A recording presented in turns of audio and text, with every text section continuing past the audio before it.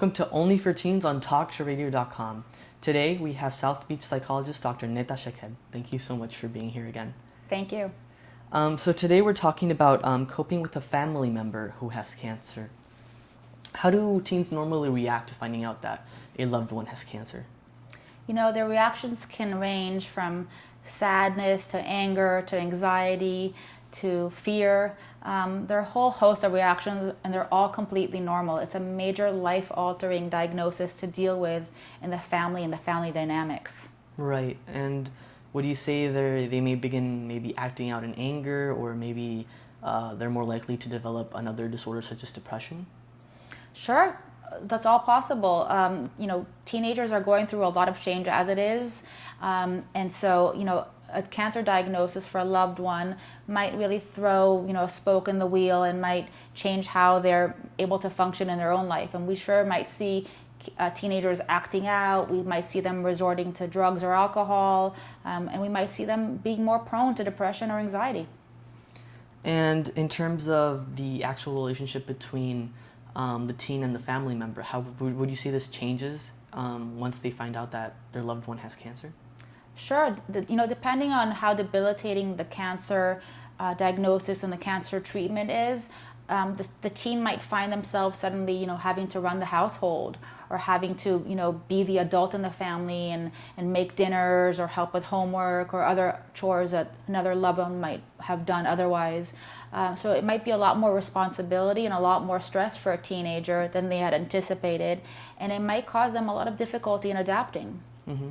And would you say maybe when they're around that family member, maybe they behave differently than when they're not with them, or maybe they feel different emotions than when they're not with them? That's a great question. A lot of times teenagers might be afraid to express how they're feeling in front of the loved one who has cancer. Mm-hmm. So they might repress their emotions. They might not talk about how anxious, sad, afraid, mad, angry, whatever they are feeling. They might not talk about that in front of the cancer patient. And would you say it's important to vocalize their feelings? Absolutely. One of the ways we cope with these kinds of emotions is by vocalizing, by expressing, by talking about what we're feeling. Mm-hmm. Otherwise, it ends up becoming very difficult to cope. Right. And would you say the opposite ever happens? A family member is aware of the stress they're putting on their teen and they decide not to say certain things to them. Do you think that ever happens? Sure. I've seen cases where loved ones with cancer don't share with their children that they have cancer, and then the teenagers become very, very angry, saying that they should have been told, they were old enough to know, they could have helped.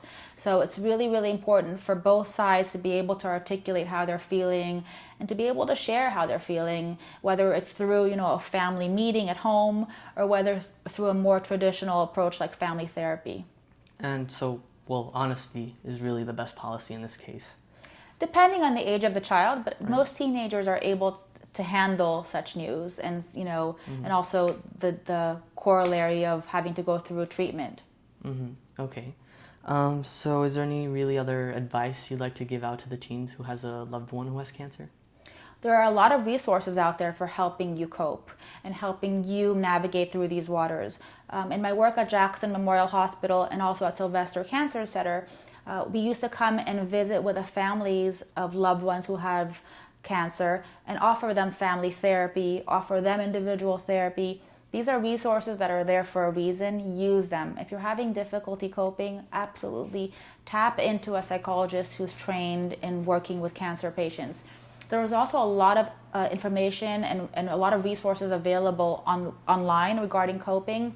There are all kinds of organizations and chats that you can join to glean some insights about how to cope better, or what to expect, or some tips on how to help a loved one who's going through cancer. So these resources, there's so many, not just for the family member with cancer, but for their teen themselves, because their family member has cancer. Yes, there's a lot of literature now on being a caretaker for cancer patients, and this literature is also available online. And there's also a lot of literature on actually what we call compassion fatigue or caretaker fatigue, which is what happens to somebody when they're taking care of the loved one who has cancer, but not taking care of themselves. And so eventually the person becomes fatigued and is unable to be a good caretaker. So it's really, really important to take good care of yourself when somebody in your family has cancer. Is there any other advice you'd like to give to these teens or anything you'd like to stress? Well, one way to really manage caretaker fatigue or compassion fatigue is to find at least an hour a week of doing something especially for yourself. Something that you enjoy, whether it's going to the beach or going to the movies or, hanging out with a friend, but something for 1 hour per week that's all about you, that gives you a place to chill out, relax, and distract yourself from the stress of the cancer that the family is contending with. Another great recommendation is exercise. Exercise is the cheapest and fastest way to manage stress, including cancer-related stress. So if your loved one is dealing with cancer and you're finding yourself particularly stressed, find some time to do some kind of exercise. A basketball game, a walk, a jog, a swim, something. It's very, very helpful. Thank you so much, Dr. Shaked. If you'd like to reach out to Dr. Shaked or ask her any questions, you can always go to drnetashaked.com. Thank you so much for watching. Thank you.